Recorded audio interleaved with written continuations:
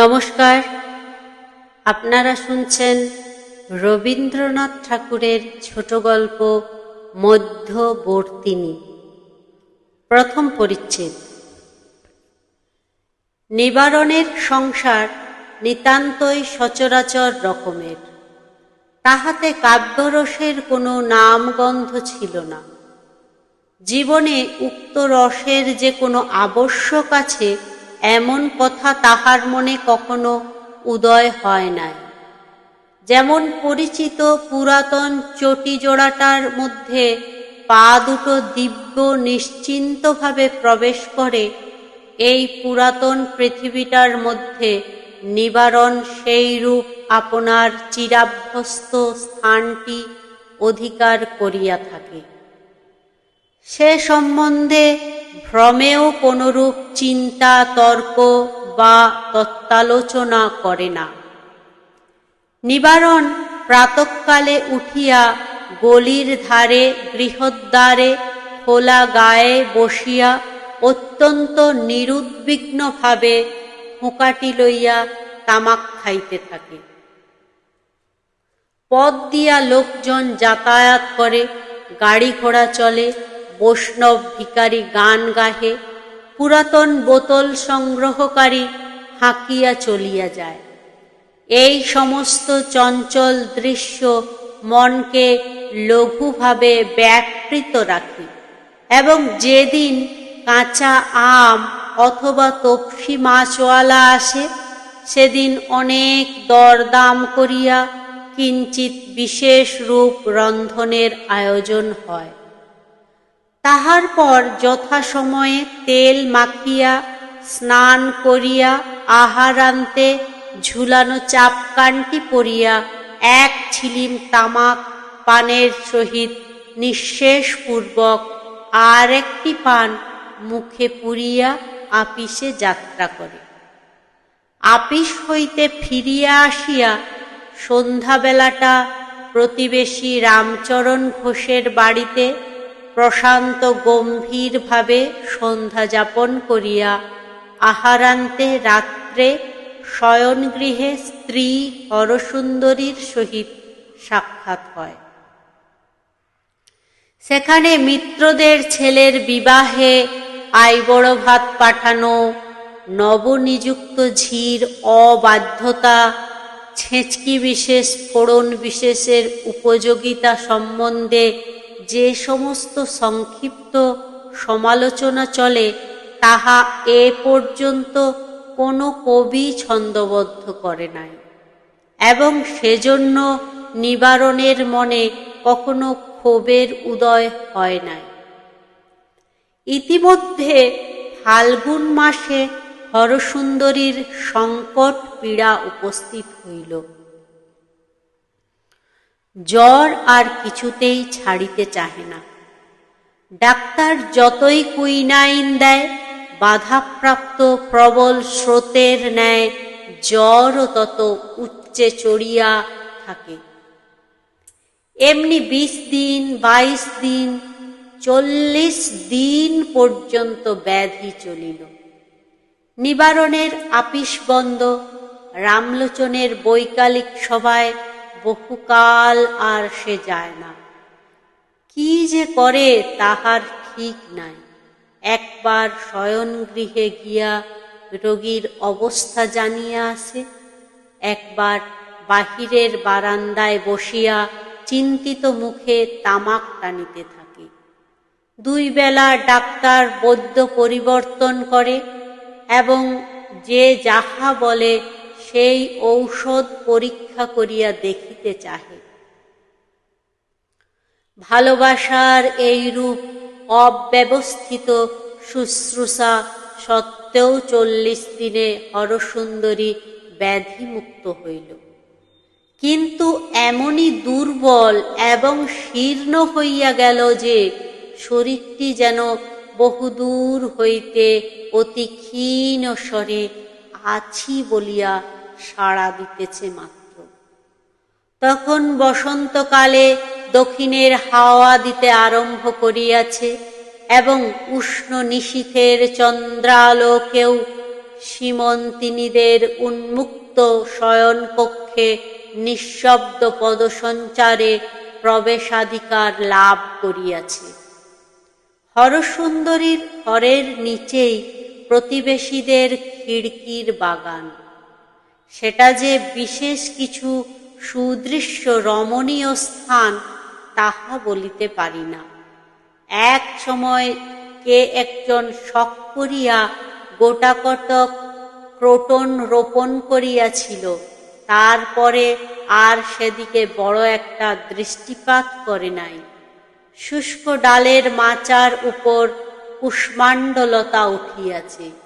বৃদ্ধ কুল গাছের তলায় বিষম জঙ্গল। রান্নাঘরের পাশে প্রাচীর ভাঙিয়া কতকগুলি ইট জড়ো হইয়া আছে এবং তাহারেই সহিত দগ্ধাবশিষ্ট পাথুরে কয়লা এবং ছাই দিন দিন রাশীকৃত হইয়া উঠিতেছে। কিন্তু বাতায়ন তলে শয়ন করিয়া এই বাগানের দিকে চাহিয়া হরসুন্দরী প্রতি মুহূর্তে যে একটি আনন্দরস পান করিতে লাগিল, তাহার অকিঞ্চিৎকর জীবনে এমন যে আর কখনো করে নাই।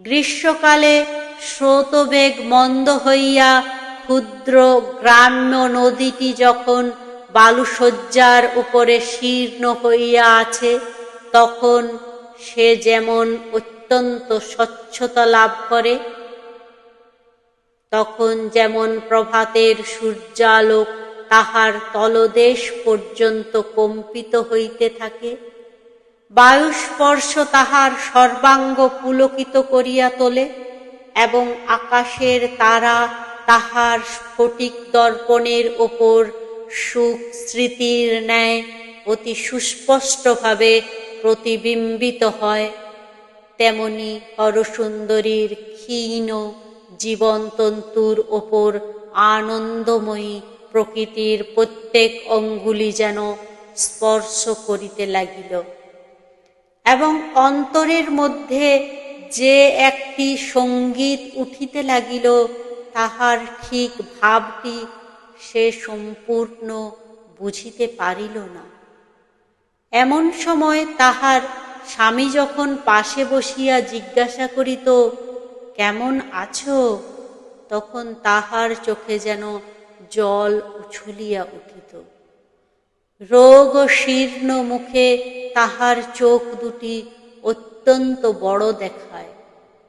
সেই বড় বড় প্রেমাদ্র সকৃতজ্ঞ চোখ স্বামীর মুখের দিকে তুলিয়া শীর্ণ হস্তে স্বামীর হস্ত ধরিয়া চুপ করিয়া পড়িয়া থাকিত।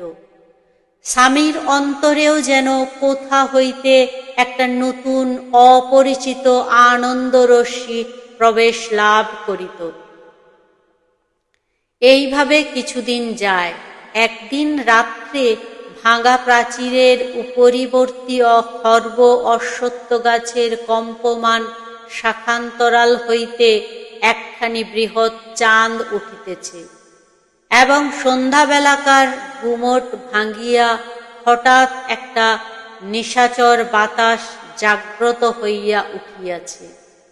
এমন সময় নিবারণের চুলের মধ্যে অঙ্গুলি বুলাইতে বুলাইতে হরসুন্দরী কহিল, আমাদের তো ছেলেপুলে কিছুই হইল না, তুমি আর একটি বিবাহ করো। হরসুন্দরী কিছুদিন হইতে এই কথা ভাবিতেছিল। মনে যখন একটা প্রবল আনন্দ, একটা বৃহৎ প্রেমের সঞ্চার হয়, তখন মানুষ মনে করে আমি সব করিতে পারি। তখন হঠাৎ একটা আত্মবিসর্জনের ইচ্ছা বলবতী হইয়া ওঠে। স্রোতের উচ্ছ্বাস যেমন কঠিন তটের উপর আপনাকে সবেগে মূর্ছিত করে, তেমনি প্রেমের আবেগ, আনন্দের উচ্ছ্বাস, একটা মহৎ ত্যাগ, একটা বৃহৎ দুঃখের উপর আপনাকে যেন নিক্ষেপ করিতে চাহে। এইরূপ অবস্থায় অত্যন্ত পুলকিত চিত্তে একদিন হরসুন্দরী স্থির করিল, আমার স্বামীর জন্য আমি খুব বড় একটা কিছু করিব। কিন্তু হায়, যতখানি সাধ ততখানি সাধ্য তাহার আছে। হাতের কাছে কি আছে, কি দেওয়া যায়? ঐশ্বর্য নাই, বুদ্ধি নাই, ক্ষমতা নাই, শুধু একটা প্রাণ আছে। সেটাও যদি কোথাও দিবার থাকে এখনই দিয়া ফেলি, কিন্তু তাহারেই বা কি মূল্য? আর স্বামীকে যদি দুগ্ধ ফেনের মতো শুভ্র, নমনীর মতো কোমল, শিশু কন্দর্পের মতো সুন্দর একটি স্নেহের পুত্তলি সন্তান নিতে পারিতাম, কিন্তু প্রাণপণে ইচ্ছা করিয়া মরিয়া গেলেও সে তো হইবে না।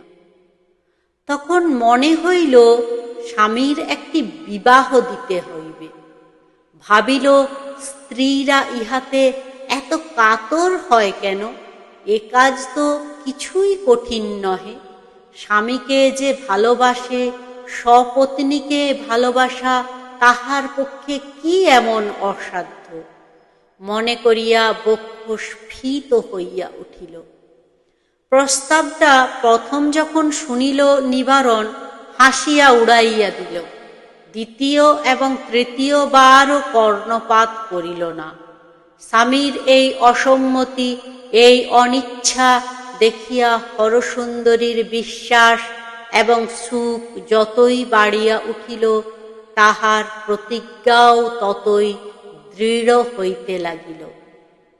এদিকে নিবারণ যত বারংবার এই অনুরোধ শুনিল, ততই ইহার অসম্ভব্যতা তাহার মন হইতে দূর হইল এবং গৃহদ্বারে বসিয়া তামাক খাইতে খাইতে সন্তান পরিবৃত গৃহের সুখময় চিত্র তাহার মনে উজ্জ্বল হইয়া উঠিতে লাগিল। একদিন নিজেই প্রসঙ্গ উত্থাপন করিয়া কহিল, বুড়া বয়সে একটি কচি খুকিকে বিবাহ করিয়া আমি মানুষ করিতে পারিব না। হরসুন্দরী কহিল, সেজন্য তোমাকে ভাবিতে হইবে না। মানুষ করিবার ভার আমার উপর রহিল। বলিতে বলিতে এই সন্তানহীনা রমণীর মনে একটি কিশোর বয়স্কা সুকুমারী লজ্জাশীলা মাতৃক কোড় হইতে সদ্য বিচ্যুতা নববধূর মুখচ্ছবি উদয় হইল এবং হৃদয় স্নেহে বিগলিত হইয়া গেল। নিবারণ কহিল, আমার আপিস আছে, কাজ আছে, তুমি আছো, কচি মেয়ের আবদার শুনিবার অবসর আমি পাইব না। হরসুন্দরী বার বার করিয়া কহিল, তাহার জন্য কিছুমাত্র সময় নষ্ট করিতে হইবে না, এবং অবশেষে পরিহাস করিয়া কহিল, আচ্ছা গো, তখন দেখিব কোথায় বা তোমার কাজ থাকে, কোথায় বা আমি থাকি, আর কোথায় বা তুমি থাকো। নিবারণ সে কথার উত্তর মাত্র দেওয়ার আবশ্যক মনে করিল না। শাস্তির স্বরূপ হরসুন্দরীর কপলে হাসিয়া তর্জনী আঘাত করিল। এই তো গেল ভূমিকা। দ্বিতীয় পরিচ্ছেদ। একটি নোলক পরা অশ্রুভরা ছোটখাটো মেয়ের সহিত নিবারণের বিবাহ হইল।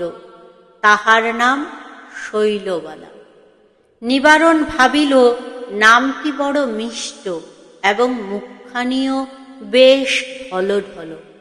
তাহার ভাবখানা, তাহার চেহারাখানি, তাহার চলাফেরা একটু বিশেষ মনোযোগ করিয়া চাহিয়া দেখিতে ইচ্ছা করে, কিন্তু সে আর কিছুতেই হইয়া উঠে না। উল্টিয়া এমন ভাব দেখাইতে হয় যে ওই তো এক ফোঁটা মেয়ে, উহাকে লইয়া তো বিষম বিপদে পড়িলাম। কোনো মতে পাশ কাটাইয়া আমার বয়সোচিত কর্তব্যক্ষেত্রের মধ্যে গিয়া পড়িলে যেন পরিত্রাণ পাওয়া যায়। হরসুন্দরী নিবারণের এই বিষম বিপদগ্রস্ত ভাব দেখিয়া মনে মনে বড় আমোদ বোধ করিত। এক একদিন হাত চাপিয়া ধরিয়া বলিত, আহা, পালাও কোথায়? ওইটুকু মেয়ে, ও তো আর তোমাকে খাইয়া ফেলিবে না। নিবারণ দ্বিগুণ শেষব্যস্ত ভাব ধারণ করিয়া বলিত, আরে রোসো রোসো, আমার একটু বিশেষ কাজ আছে, বলিয়া যেন পালাইবার পথ পাইত না। হরসুন্দরী হাসিয়া দ্বার আটক করিয়া বলিল, আজ ফাঁকি দিতে পারিবে না। অবশেষে নিবারণ নিতান্ত নিরুপায় হইয়া কাতরভাবে বসিয়া পড়িত। হরসুন্দরী তাহার কানের কাছে বলিত, আহা, পরের মেয়েকে ঘরে আনিয়া এমন হতশ্রদ্ধা করিতে নাই। এই বলিয়া শৈলবালাকে ধরিয়া নিবারণের বাম পাশে বসাইয়া দিত এবং জোর করিয়া ঘোমটা খুলিয়া এবং চিবুক ধরিয়া তাহার আড়ত মুখ তুলিয়া নিবারণকে বলিত, আহা, কেমন চাঁদের মতো মুখখানি দেখো দেখি। কোনোদিন বা উভয়কে ঘরে বসাইয়া কাজ আছে বলিয়া উঠিয়া যাইত, বাহির হইতে ঝনাক করিয়া দরজা বন্ধ করিয়া দিত। নিবারণ নিশ্চয় জানিত দুটি কৌতূহলী চক্ষু কোনো না কোনো ছিদ্র সংলগ্ন হইয়া আছে। অতিশয় উদাসীনভাবে পাশ ফিরিয়া নিদ্রার উপক্রম করিত। শৈলবালা ঘোমটা টানিয়া গুটিসুটি মারিয়া মুখ ফিরাইয়া একটা কোণের মধ্যে মিলাইয়া থাকিত। অবশেষে হরসুন্দরী নিতান্ত না পারিয়া হাল ছাড়িয়া দিল, কিন্তু খুব বেশি দুঃখিত হইল না। হরসুন্দরী যখন হাল ছাড়িল, তখন স্বয়ং নিবারণ হাল ধরিল। এ বড় কৌতূহল, এ বড় রহস্য। এক টুকরা হীরক পাইলে তাহাকে নানাভাবে নানা দিকে ফিরাইয়া দেখিতে ইচ্ছা করে। আর এ একটি ক্ষুদ্র সুন্দর মানুষের মন, বড় অপূর্ব। ইহাকে কত রকম করিয়া স্পর্শ করিয়া, সোহাগ করিয়া, অন্তরাল হইতে, সম্মুখ হইতে, পার্শ্ব হইতে দেখিতে হয়। কখনো একবার কানের দোল দিয়া, কখনো ঘোমটা একটুখানি টানিয়া তুলিয়া, কখনো বিদ্যুতের মতো সহসা সচকিতে, কখনো নক্ষত্রের মতো দীর্ঘকাল এক দৃষ্টে নব নব সৌন্দর্যের সীমা আবিষ্কার করিতে হয়। ম্যাকমোরান কোম্পানির আপিসের হেডবাবু শ্রীযুক্ত নিবারণচন্দ্রের অদৃষ্টে এমন অভিজ্ঞতা ইতিপূর্বে হয় নাই। সে যখন প্রথম বিবাহ করিয়াছিল, তখন বালক ছিল। যখন যৌবন লাভ করিল, তখন স্ত্রী তাহার নিকট চিরপরিচিত, বিবাহিত জীবন চিরাভ্যস্ত। হরসুন্দরীকে অবশ্যই সে ভালোবাসিত, কিন্তু কখনোই তাহার মনে ক্রমে ক্রমে প্রেমের সচেতন সঞ্চার হয় নাই। একেবারে পাকা আম্রের মধ্যেই যে পতঙ্গ জন্মলাভ করিয়াছে, যাহাকে কোনো কালে রস অন্বেষণ করিতে হয় নাই, অল্পে অল্পে রসাস্বাদ করিতে হয় নাই, তাহাকে একবার বসন্তকালের বিকশিত পুষ্পবনের মধ্যে ছাড়িয়া দেওয়া হউক দেখি। বিকচন্মুখ গোপালের আধ খোলা মুখটির কাছে ঘুরিয়া ঘুরিয়া তাহার কি আগ্রহ! একটুকু যে সৌরভ পায়, একটুকু যে মধুর আস্বাদ লাভ করে, তাহাকে তাহার কি নেশা!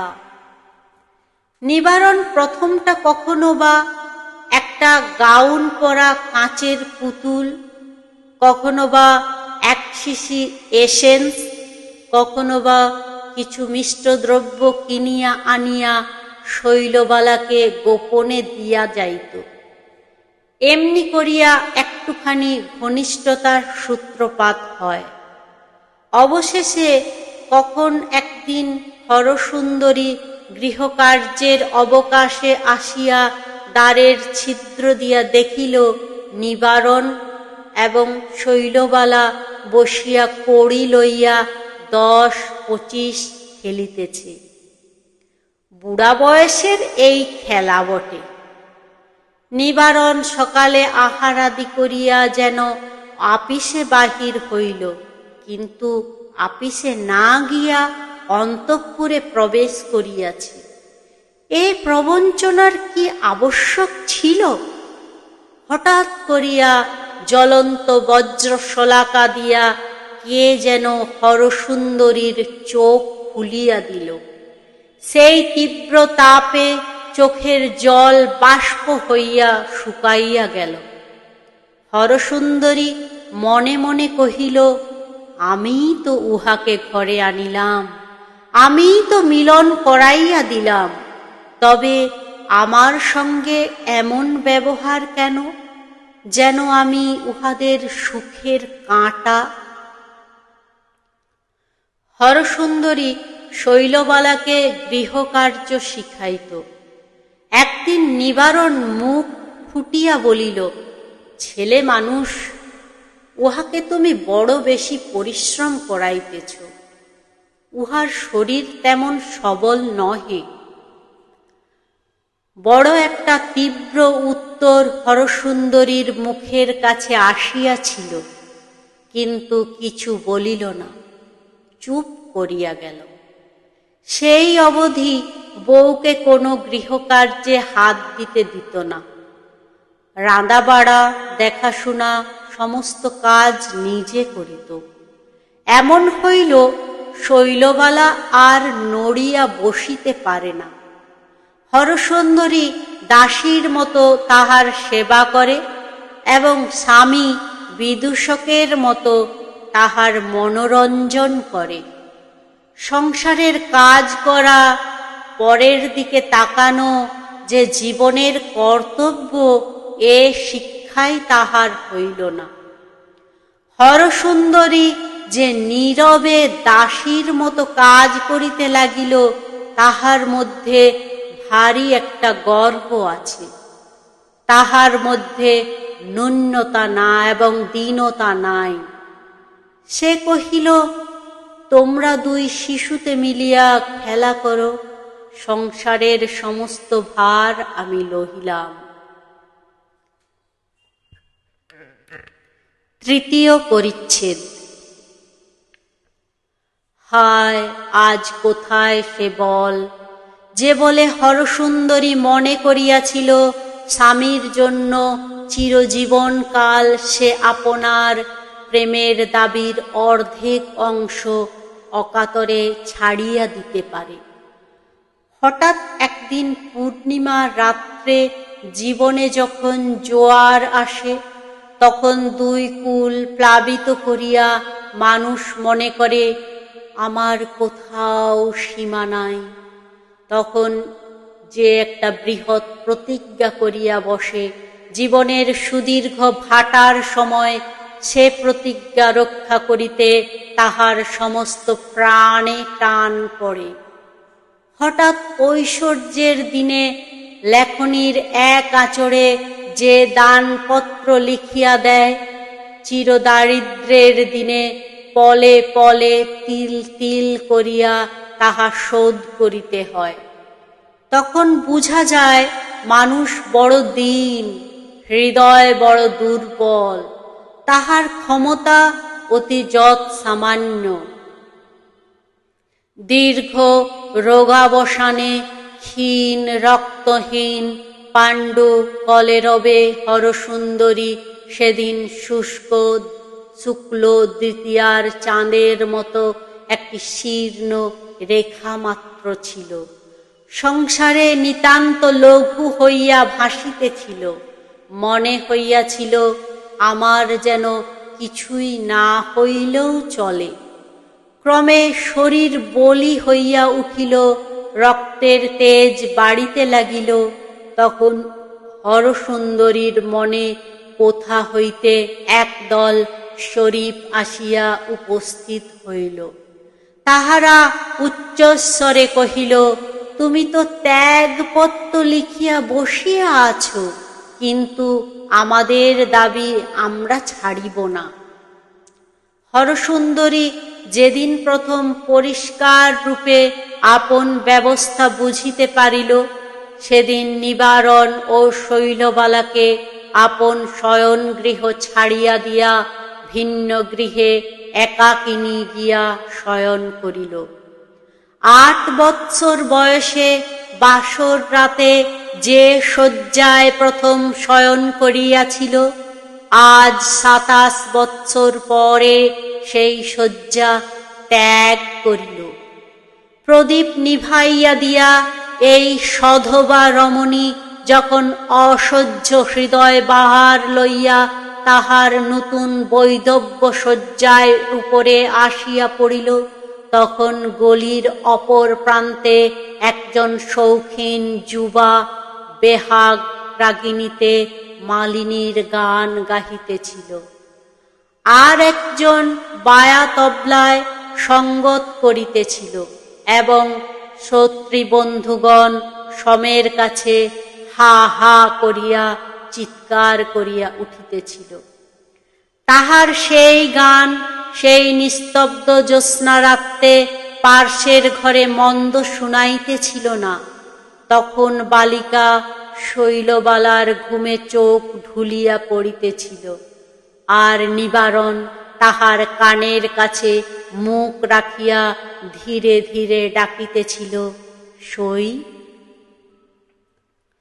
লোকটা ইতিমধ্যে বঙ্কিমবাবুর চন্দ্রশেখর পড়িয়া ফেলিয়াছে, এবং 2-1 আধুনিক কবির কাব্যও শৈলবালাকে পড়িয়া শুনাইয়াছে।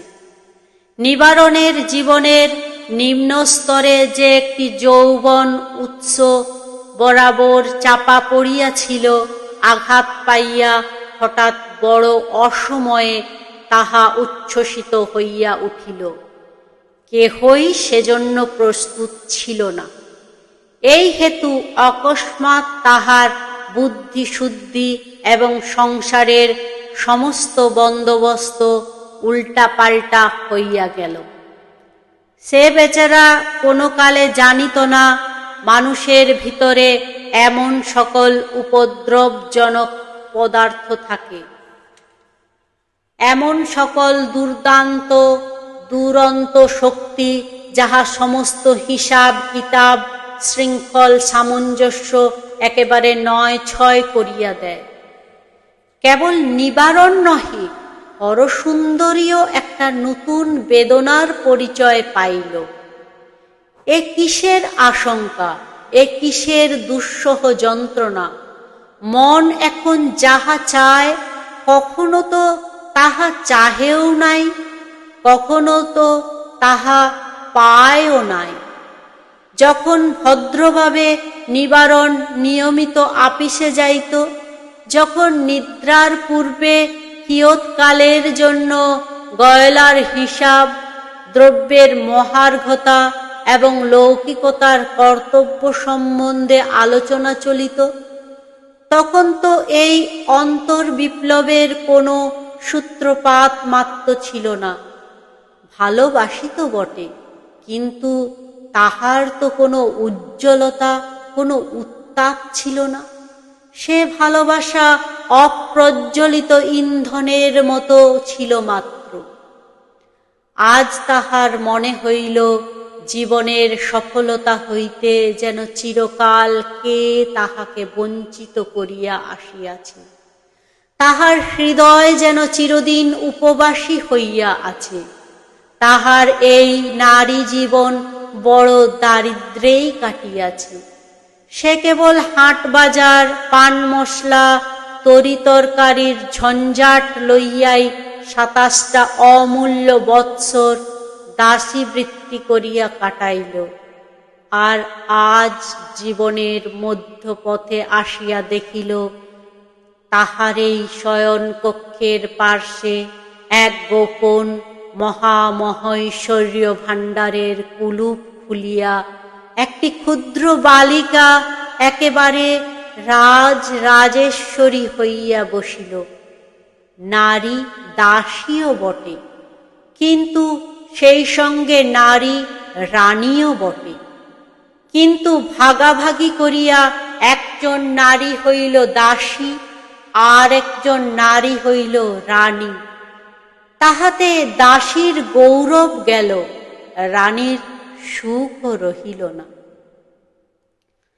কারণ শৈলবালাও নারী জীবনের যথার্থ সুখের স্বাদ পাইল না।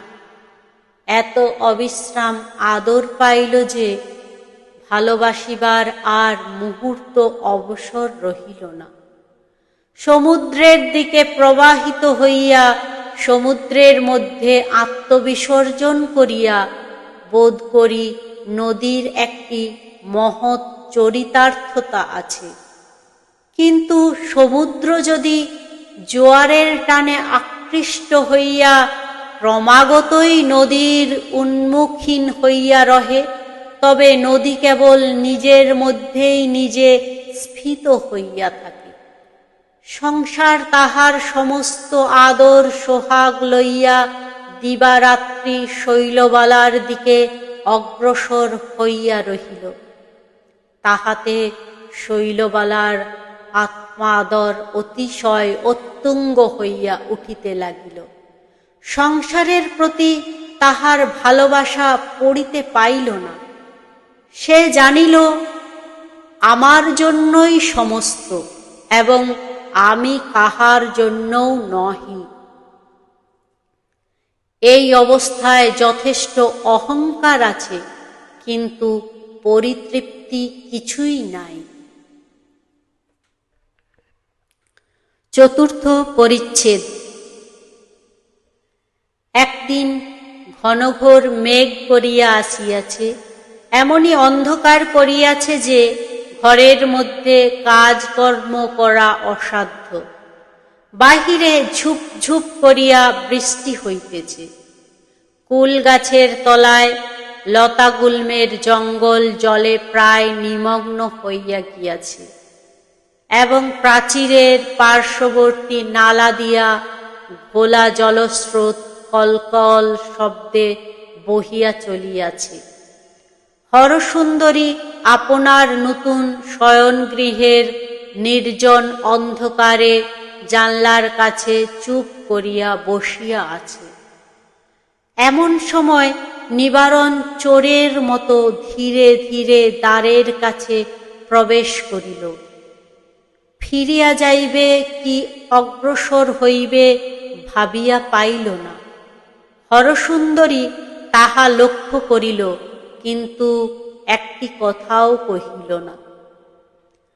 তখন নিবারণ হঠাৎ একেবারে তীরের মতো হরসুন্দরীর পার্শ্বে গিয়া এক নিঃশ্বাসে বলিয়া ফেলিল, গোটাকত গহনার আবশ্যক আছে, জানো তো, অনেকগুলো দেনা হইয়া পড়িয়াছে। পাওনাদার বড়ই অপমান করিতেছে, কিছু বন্ধক রাখিতে হইবে, শীঘ্রই ছাড়াইয়া লইতে পারিব। হরসুন্দরী কোনো উত্তর দিল না। নিবারণ চোরের মতো দাঁড়াইয়া রহিল। অবশেষে পুনশ্চ কহিল, তবে কি আজ হইবে না? হরসুন্দরী কহিল, না। ঘরে প্রবেশ করাও যেমন শক্ত, ঘর হইতে অবিলম্বে বাহির হওয়াও তেমনি শক্ত। নিবারণ একটু এদিক ওদিক চাহিয়া ইতস্তত করিয়া বলিল, তবে অন্যত্র চেষ্টা দেখিগে যাই বলিয়া প্রস্থান করিল। ঋণ কোথায় এবং কোথায় গহনা বন্ধক দিতে হইবে হরসুন্দরী তাহা সমস্তই বুঝিল। নববধূ পূর্বরাত্রে তাহার এই হতবুদ্ধি পোষা পুরুষটিকে অত্যন্ত ঝঙ্কার দিয়া বলিয়াছিল, দিদির সিন্দুক ভরা গহনা আর আমি বুঝি একখানি পরিতে পাই না। নিবারণ চলিয়া গেল। ধীরে ধীরে উঠিয়া লোহার সিন্দুক খুলিয়া একে একে সমস্ত গহনা বাহির করিল। শৈলবালাকে ডাকিয়া প্রথমে আপনার বিবাহের বেনারসি শাড়িখানি পরাইল। তাহার পর তাহার আপাদ মস্তক এক একখানি করিয়া গহনায় ভরিয়া দিল। ভালো করিয়া চুল বাঁধিয়া দিয়া প্রদীপ জ্বালিয়া দেখিল বালিকার মুখখানি বড় সুমিষ্ট, একটি সদ্য পক্ক সুগন্ধ ফলের মতো নিটোল রসপূর্ণ।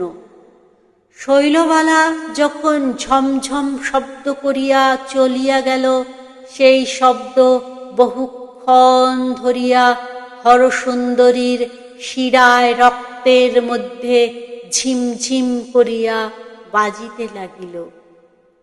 মনে মনে কহিল, আজ আর কি লইয়া তোতে আমাতে তুলনা হইবে, কিন্তু এক সময়ে আমারও তো ওই বয়স ছিল, আমিও তো অমনি যৌবনের শেষ রেখা পর্যন্ত ভরিয়া উঠিয়াছিলাম, তবে আমাকে সে কথা কেহ জানায় নাই কেন? কখন সেদিন আসিল এবং কখন সেদিন গেল তাহা একবার সংবাদও পাইলাম না। কিন্তু কি গর্বে কি গৌরবে তরঙ্গ তুলিয়াই শৈলবালা চলিয়াছে। হরসুন্দরী যখন কেবলমাত্র ঘরকন্যাই জানিত, তখন এই গহনাগুলি তাহার কাছে কত দামি ছিল। তখন কি নির্বোধের মতো এ সমস্ত এমন করিয়া এক মুহূর্তে হাতছাড়া করিতে পারিত? এখন ঘরকন্যা ছাড়া আর একটা বড় কিসের পরিচয় পাইয়াছে। এখন গহনার দাম, ভবিষ্যতের হিসাব সমস্ত তুচ্ছ হইয়া গিয়াছে। আর শৈলবালা সোনামানিক ঝকঝক করিয়া শয়ন গৃহে চলিয়া গেল। একবার মুহূর্তের তরে ভাবিলও না হরসুন্দরী তাহাকে কতখানি দিল। সে জানিল চতুর্দিক হইতে সমস্ত সেবা, সমস্ত সম্পদ, সমস্ত সৌভাগ্য স্বাভাবিক নিয়মে তাহার মধ্যে আসিয়া পরিসমাপ্ত হইবে, কারণ সে হইল শৈলবালা, সে হইল সই। পঞ্চম পরিচ্ছেদ। একজন লোক স্বপ্নাবস্থায় নির্ভীকভাবে অত্যন্ত সংকটের পথ দিয়া চলিয়া যায়, মুহূর্ত মাত্র চিন্তা করে না। অনেক জাগ্রত মানুষেরও তেমনি চিরস্বপ্নাবস্থা উপস্থিত হয়, কিছুমাত্র জ্ঞান থাকে না। বিপদের সংকীর্ণ পথ দিয়া নিশ্চিত মনে অগ্রসর হইতে থাকে, অবশেষে নিদারুণ সর্বনাশের মধ্যে দিয়া জাগ্রত হইয়া ওঠে। আমাদের ম্যাকমোরান কোম্পানির হেডবাবুটিরও সেই দশা। শৈলবালা তাহার জীবনের মাঝখানে একটা প্রবল আবর্তের মতো ঘুরিতে লাগিল এবং বহু দূর হইতে বিবিধ মহার্ঘ পদার্থ আকৃষ্ট হইয়া তাহার মধ্যে বিলুপ্ত হইতে লাগিল। কেবল যে নিবারণের মনুষ্যত্ব এবং মানসিক বেতন হরসুন্দরীর সুখ সৌভাগ্য এবং বসনভূষণ তাহা নহে, সঙ্গে সঙ্গে ম্যাকমোরান কোম্পানির ক্যাশ তহবিলেও গোপন টান পড়িল। তাহার মধ্য হইতেও দু একটা করিয়া তোড়া অদৃশ্য হইতে লাগিল। নিবারণ স্থির করিল আগামী মাসের বেতন হইতে আস্তে আস্তে শোধ করিয়া রাখিব। কিন্তু আগামী মাসের বেতনটি হাতে আসিবা মাত্র সেই আবর্ত হইতে টান পড়ে এবং শেষ 2 আনাটি পর্যন্ত চকিতের মতো চিকমিক করিয়া বিদ্যুৎ বেগে অন্তর্হিত হয়। শেষে একদিন ধরা পড়িল। পুরুষানুক্রমে চাকুরি সাহেব বড় ভালোবাসে। তহবিল পূরণ করিয়া দিবার জন্য 2 দিন মাত্র সময় দিল। কেমন করিয়া সে ক্রমে ক্রমে 2500 টাকার তহবিল ভাঙিয়াছে তাহা নিবারণ নিজেই বুঝিতে পারিল না। একেবারে পাগলের মতো হইয়া হরসুন্দরীর কাছে গেল, বলিল, সর্বনাশ হইয়াছে। হরসুন্দরী সমস্ত শুনিয়া একেবারে পাংশু বর্ণ হইয়া গেল। নিবারণ কহিল, শীঘ্র গহনাগুলো বাহির করো। হরসুন্দরী কহিল, সে তো আমি সমস্ত ছোট বউকে দিয়াছি। নিবারণ নিতান্ত শিশুর মতো অধীর হইয়া বলিতে লাগিল, কেন দিলে ছোট বউকে? কেন দিলে? কে তোমাকে দিতে বলিল? হরসুন্দরী তাহার প্রকৃত উত্তর না দিয়া কহিল, তাহাতে ক্ষতি কি হইয়াছে? সে তো আর জলে পড়ে নাই। ভীরু নিবারণ কাতর স্বরে কহিল, তবে যদি তুমি কোনো ছুতা করিয়া তাহার কাছ হইতে বাহির করিতে পারো, কিন্তু আমার মাথা খাও, বলিও না যে আমি চাহিয়াছি কিংবা কি জন্য চাহিয়াতেছি। তখন হরসুন্দরী মর্মান্তিক বিরক্তি ও ঘৃণা ভরে বলিয়া উঠিল, এই কি তোমার ছলছুতা করিবার, সোহাগ দেখাইবার সময়? চলো, বলিয়া স্বামীকে লইয়া ছোট বউয়ের ঘরে প্রবেশ করিল। ছোট বউ কিছু বুঝিল না। সে সকল কথাতেই বলিল, সে আমি কি জানি। সংসারের কোনো চিন্তা যে তাহাকে কখনো ভাবিতে হইবে এমন কথা কি তাহার সহিত ছিল? সকলে আপনার ভাবনা ভাবিবে এবং সকলে মিলিয়া শৈলবালার আরাম চিন্তা করিবে। আকস্মাৎ ইহার ব্যতিক্রম হয়, এ কি ভয়ানক অন্যায়! তখন নিবারণ শৈলবালার পায়ে ধরিয়া কাঁদিয়া পড়িল। শৈলবালা কেবলেই বলিল, সে আমি জানি না, আমার জিনিস আমি কেন দেব? নিবারণ দেখিল ওই দুর্বল ক্ষুদ্র সুন্দর সুকুমালী বালিকাটি লোহার সিন্দুকের অপেক্ষাও কঠিন।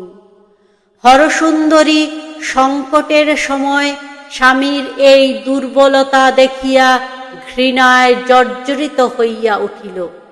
শৈলবালার চাবি বলপূর্বক কাড়িয়া লইতে গেল। শৈলবালা তৎক্ষণাৎ চাবির গোছা প্রাচীর লঙ্ঘন করিয়া পুষ্করিণীর মধ্যে ফেলিয়া দিল। হরসুন্দরী হতবুদ্ধি স্বামীকে কহিল, তালা ভাঙ্গিয়া ফেলো না। শৈলবালা প্রশান্ত মুখে বলিল, তাহা হইলে আমি গলায় দড়ি দিয়া মরিব। নিবারণ কহিল, আমি আর একটা চেষ্টা করিতেছি, বলিয়া এলোথেলো বেশে বাহির হইয়া গেল। নিবারণ 2 ঘণ্টার মধ্যেই পৈতৃক বাড়ি ২৫০০ টাকায় বিক্রয় করিয়া আসিল। বহু কষ্টে হাতে বেড়িটা বাঁচিল, কিন্তু চাকরি গেল। স্থাবর জঙ্গমের মধ্যে রহিল কেবল ২টি মাত্র স্ত্রী। তাহার মধ্যে ক্লেশ কাতর বালিকা স্ত্রীটি গর্ভবতী হইয়া নিতান্ত স্থাবর হইয়াই পড়িল। গলির মধ্যে একটা ছোট স্যাঁতসেঁতে বাড়িতে এই ক্ষুদ্র পরিবার আশ্রয় গ্রহণ করিল।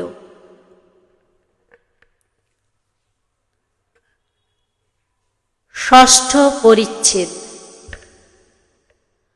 ছোট বউয়ের অসন্তোষ এবং অসুখের আর শেষ নাই।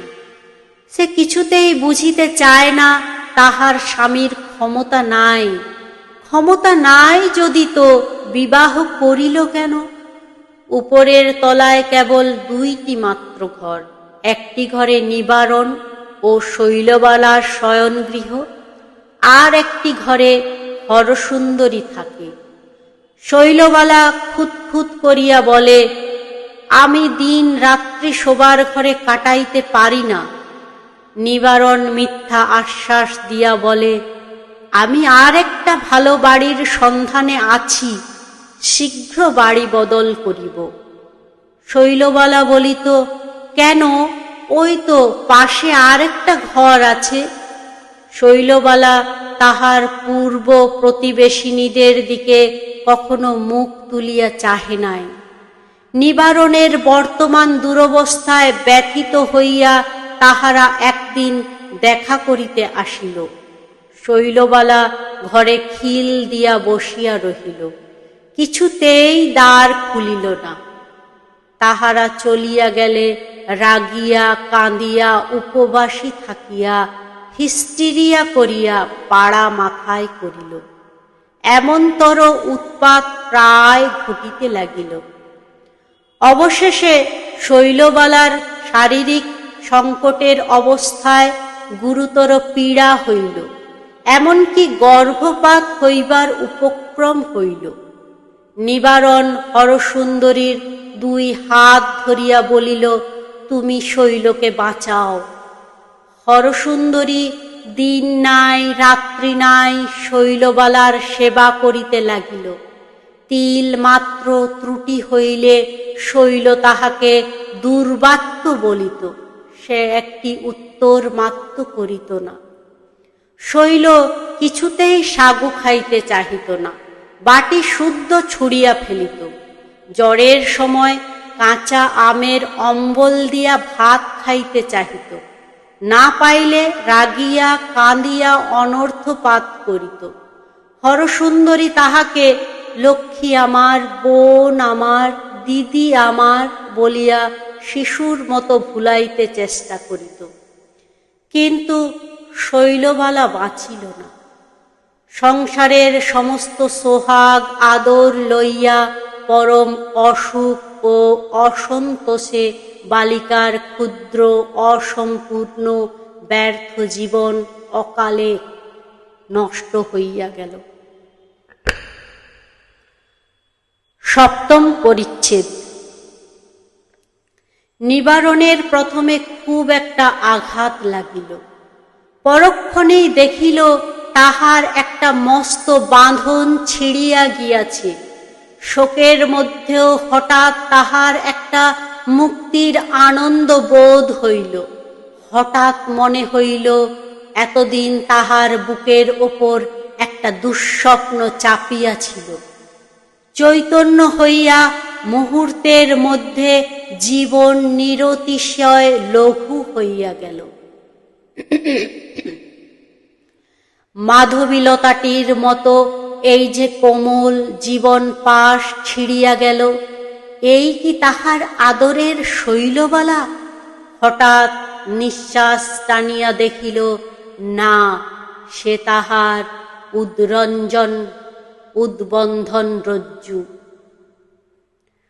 আর তাহার চিরজীবনের সঙ্গিনী হরসুন্দরী দেখিল, সেই তো তাহার সমস্ত সংসার একাকিনী অধিকার করিয়া তাহার জীবনের সমস্ত সুখ দুঃখের স্মৃতি মন্দিরের মাঝখানে বসিয়া আছে, কিন্তু তবু মধ্যে একটা বিচ্ছেদ, ঠিক যেন একটি ক্ষুদ্র উজ্জ্বল সুন্দর নিষ্ঠুর ছুরি আসিয়া একটি হৃৎপিণ্ডের দক্ষিণ এবং বাম অংশের মাঝখানে বেদনাপূর্ণ বিদারণ রেখা টানিয়া দিয়া গেছে। একদিন গভীর রাত্রে সমস্ত শহর যখন নিদ্রিত, নিবারণ ধীরে ধীরে হরসুন্দরীর নিভৃত শয়ন কক্ষে প্রবেশ করিল। নীরবে সেই পুরাতন নিয়ম মতো সেই পুরাতন শয্যায় দক্ষিণ অংশ গ্রহণ করিয়া শয়ন করিল, কিন্তু এবার তাহার সেই চির অধিকারের মধ্যে চোরের মতো প্রবেশ করিল। হরসুন্দরীও একটি কথা বলিল না, নিবারণও একটি কথা বলিল না। উহারা পূর্বে যেরূপ পাশাপাশি শয়ন করিত, এখনো সেইরূপ পাশাপাশি শুইল, কিন্তু ঠিক মাঝখানে একটি মৃত বালিকা শুইয়া রহিল, তাহাকে কেহ লঙ্ঘন করিতে পারিল না। নমস্কার, এতক্ষণ আপনারা শুনছিলেন রবীন্দ্রনাথ ঠাকুরের ছোট গল্প মধ্যবর্তিনী। আমার গল্প পাঠ যদি আপনাদের ভালো লেগে থাকে তাহলে অবশ্যই আমার চ্যানেলটি সাবস্ক্রাইব করুন এবং আমার গল্প পাঠটি লাইক ও শেয়ার করুন। নমস্কার।